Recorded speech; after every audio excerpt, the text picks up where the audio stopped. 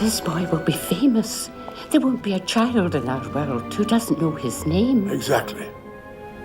He's far better off growing up away from all of that. One of them finished filming and was found deceased 4 days later. Another was found alone in a California desert, undiscovered for almost 4 days. One secretly fought cancer through 7 Harry Potter films without telling a single person on set. And one predicted his passing in a way that still troubles fans today. These are the stories of 10 actors from Harry Potter who tragically passed away. The last will change how you remember the show. Dave Lagano. His passing was one of the strangest and most unsettling deaths among the stars of the franchise, with many mysteries and painful hidden truths about his life revealed years later. According to the reports, he spent his final hours stranded, alone, tired, and stuck in one of the hottest and most unforgiving places on Earth. And nobody knew for days. He played Fenrir Greyback, one of the most feared of Voldemort's followers, the creature who hunted children. And for most, his passing revealed something beyond disturbing. In November 2014, Dave Lagano went hiking alone in Death Valley, California. This is the hottest and driest national park in the United States. And it was just a few days after he went hiking when something very frightening was announced. Hikers had reportedly found his body in a remote area of the desert, far from any trail. The cause of death was heat stroke, and authorities believed Lagano had been dead for 3 to 4 days before anyone found him. The county sheriff's department confirmed there was no sign of foul play. Dave Lagano was 50 years old, yet this tragedy would be just one out of many among the cast. Maggie Smith. The personal life of the woman who played Professor McGonagall was described as silently painful on many levels. It was plagued by multiple illnesses, physical challenges, and hidden controversies. Dame Maggie Smith was a 2-time Oscar winner, Tony winner, 3-time Emmy winner, and the woman who once described the McGonagall role in the franchise as her pension before fully retiring.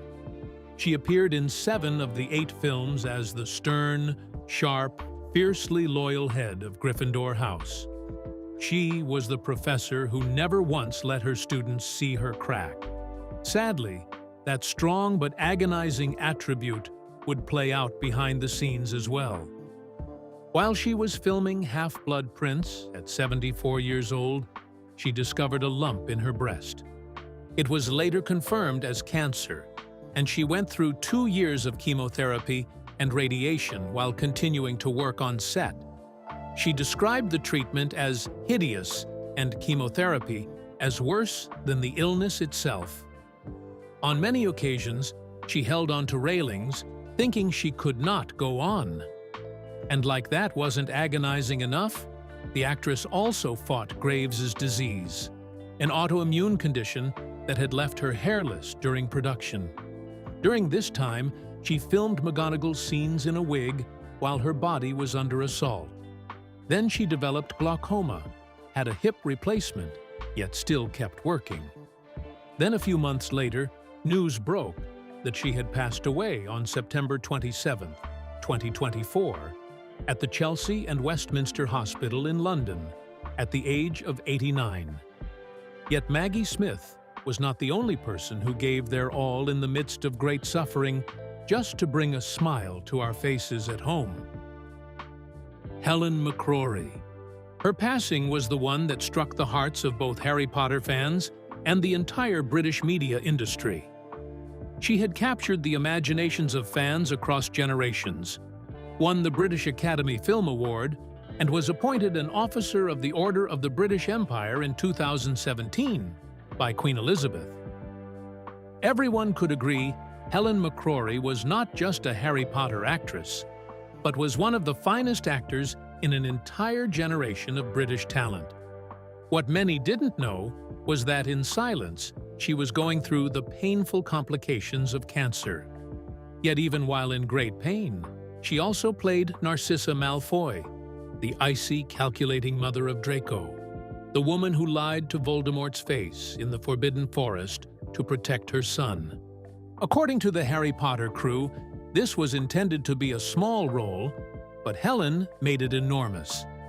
Beyond Harry Potter, she also starred in the hit show Peaky Blinders as Polly Gray, believed to be arguably the most complex and beloved character in that entire series. After 7 years in that role, a major tragedy struck, and it was nothing short of devastating. The news came in April 2021 when her husband, the actor Damian Lewis, announced on Twitter that Helen McCrory had died peacefully at home after what he described as a heroic battle with cancer. She was 52 years old, had 2 children, and never let the public see how sick she was. Helen McCrory refused to let her illness define her, hid it, and kept showing up for the people she loved, until her body simply could not keep up anymore.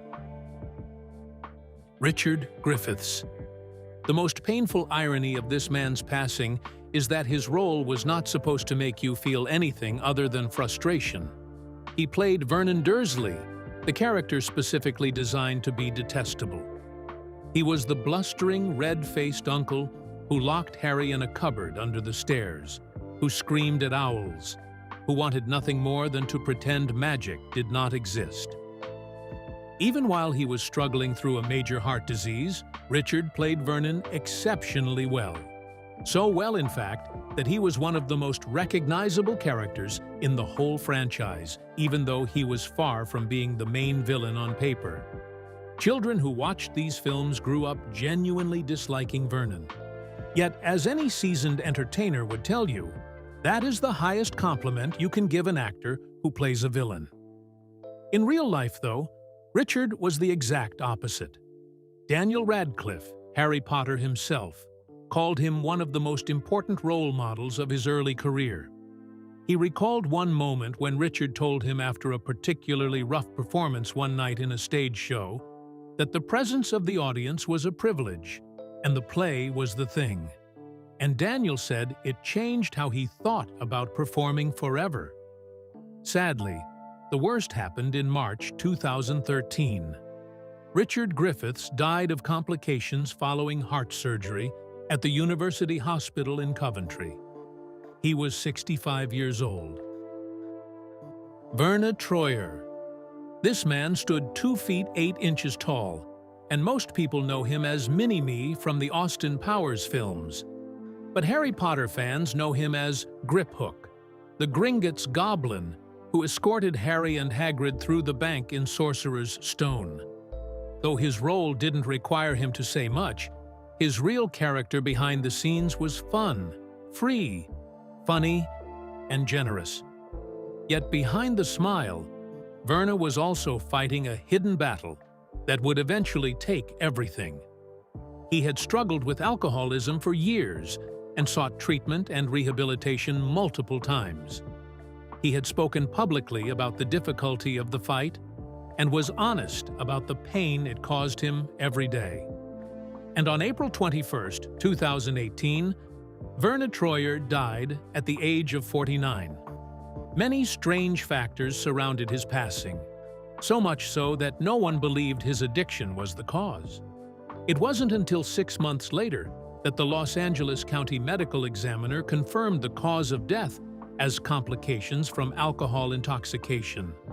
And it revealed something even more devastating, that the most likely ruling was that he intentionally took his life.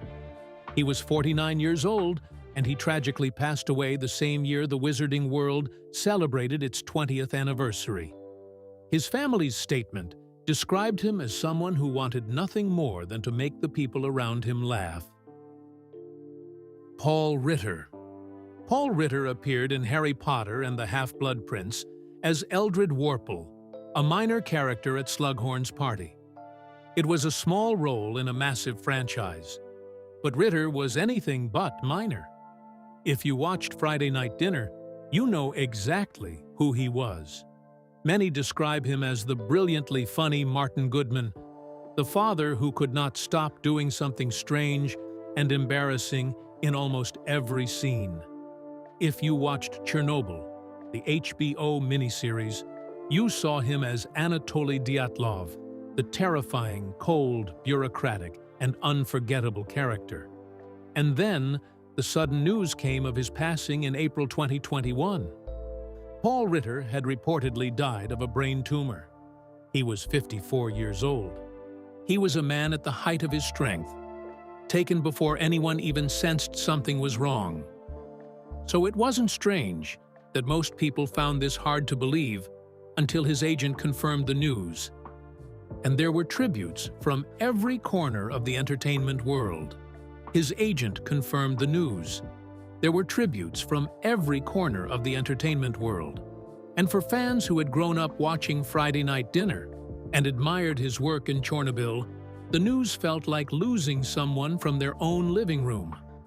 Now, we are only halfway through these tributes, and the next entries get heavier. We have one murder, a death that happened before the film was even released, a cancer that was kept completely secret for 10 years, and finally, the one that changes how we remember the show. So, sadly enough, as you'll see, the tragedies only get darker from here. Rob Knox. Even with verified evidence made publicly available for his passing, for many fans who knew the complications behind this, his death still doesn't feel real, even today. For one, Rob Knox was 18 years old. He had spent his childhood dreaming of acting. He had clawed his way through small television roles like The Bill, a Channel 4 reality show, and a bit part in King Arthur. And then, in 2007, he was cast as Marcus Belby in Harry Potter and the Half-Blood Prince. He had already signed contracts to return for Deathly Hallows. His career was beginning, and his whole life was opening up in front of him. But that was until the major tragedy struck on May 24, 2008. This was barely 4 days after filming his final scene for Half-Blood Prince. Rob Knox was standing outside a bar in Sidcup, southeast London, when a man armed with 2 kitchen knives threatened his younger brother, Jamie.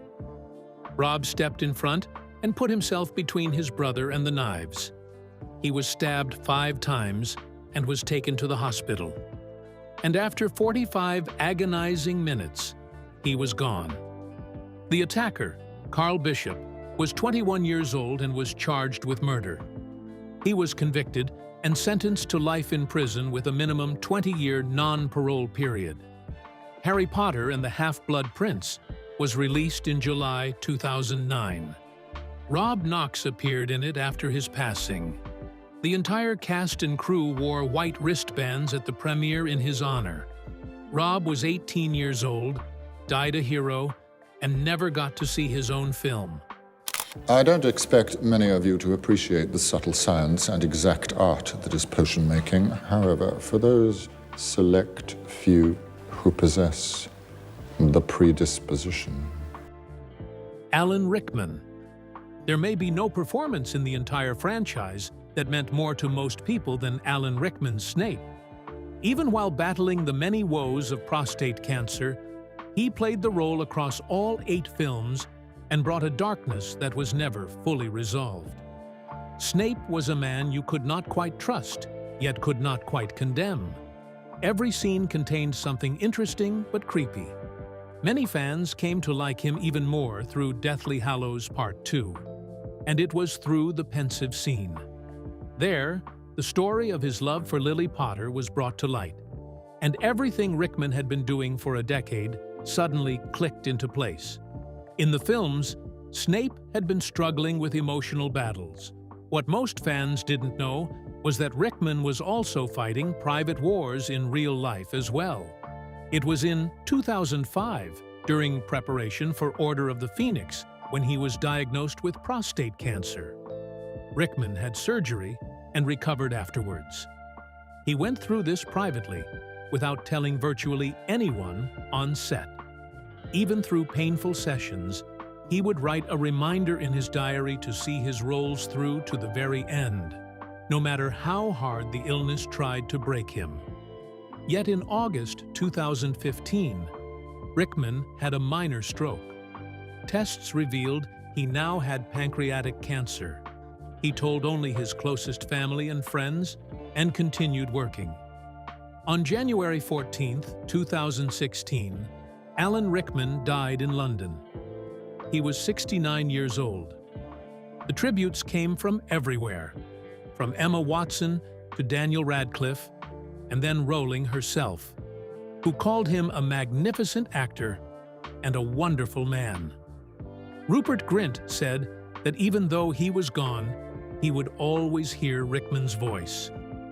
Johnny Depp, the actor who worked with Rickman in a separate project, said there was hardly anyone unique in the industry anymore, but Rickman was unique. But this was the fact 10 years ago that shocked fans the most. His diaries, revealed after his death, revealed that he knew for a decade that his body was on its way to death, but he chose to finish the story. He wanted no sympathy, no pity, or disruption to the work. So he filed the illness away, saved it for himself, and let the world have Professor Snape. Dry up, Dursley, you great prune. Robbie Coltrane, we are heading closer to the passing that struck fans the most. And if you made it this far, you already know that almost no name on this list was going to hurt more than this one. As many fans would say, Robbie Coltrane was Hagrid. He didn't play Hagrid, he was Hagrid. He played the role while fighting osteoarthritis, yet from the very first frame of the very first film, up until the very last scene of Deathly Hallows, Coltrane brought a warmth and talent to that character in a way that no amount of prosthetics or padding or movie magic could make up. Almost no one could fake what Coltrane gave those films. It was so good that it felt unreal. Many fans knew something was wrong, but it wasn't made obvious until January 2022. It was about 9 months before his passing, and Robbie Coltrane sat on camera for the Harry Potter 20th anniversary. Return to Hogwarts special on HBO Max. He looked much older than expected, and also looked heavier. He had been living with osteoarthritis for years, and the years had taken their visible toll. Yet when he spoke about the legacy of the films, there was not a single trace of bitterness or self-pity. He believed the legacy of the movies was that his children's generation would show it to their children, so young fans today could be watching it again with much younger people in 50 years. He admitted he wouldn't be around when that time comes, but Hagrid will never pass away. He had just said the quiet part out loud, and nobody who was watching that special event understood at that moment that the time he had in mind would be so short. On October 14, 2022, Robbie Coltrane died at Forth Valley Royal Hospital in Larbert, Scotland, from multiple organ failure. The 3 complications were sepsis, a lower respiratory tract infection, and heart block. He was 72 years old. He had also been managing type 2 diabetes in the years before his death. Daniel Radcliffe said Coltrane was one of the funniest people he had ever met. He said that during Prisoner of Azkaban, when the cast was sheltering from torrential rain for hours inside Hagrid's hut, Coltrane kept telling stories and cracking jokes the entire time, just to keep everyone's spirits up.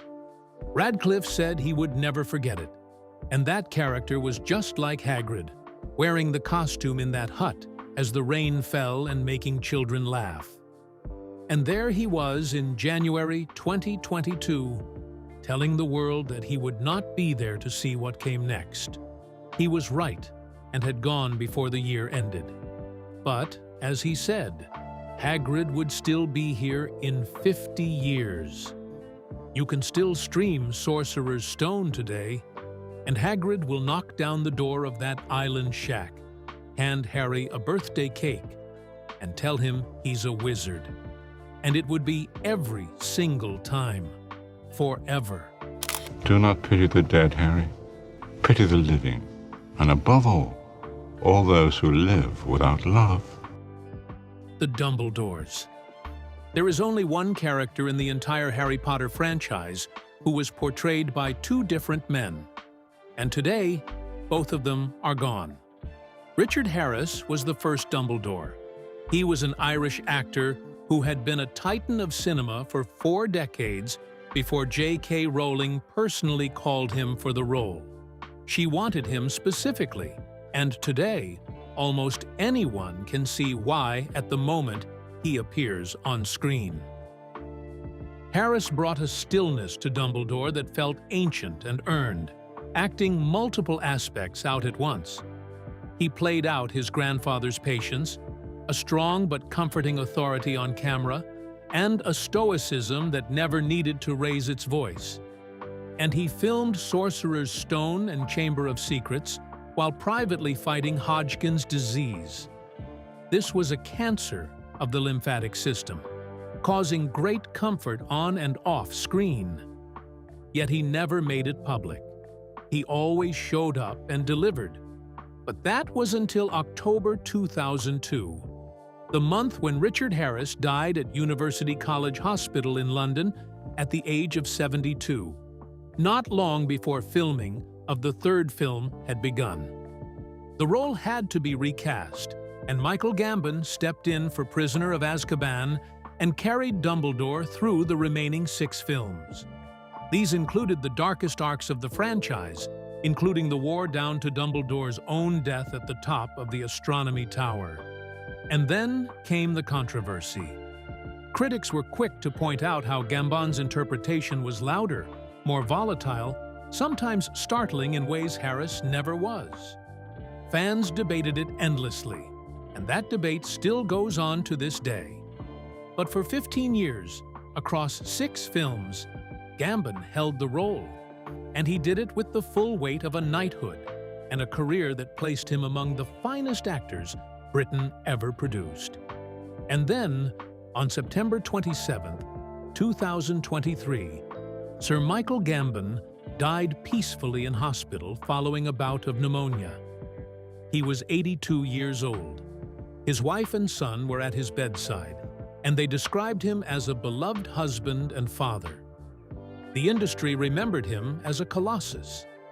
The Harry Potter franchise had now lost both of its Dumbledores, the man who first held the role, the man who carried it to its conclusion.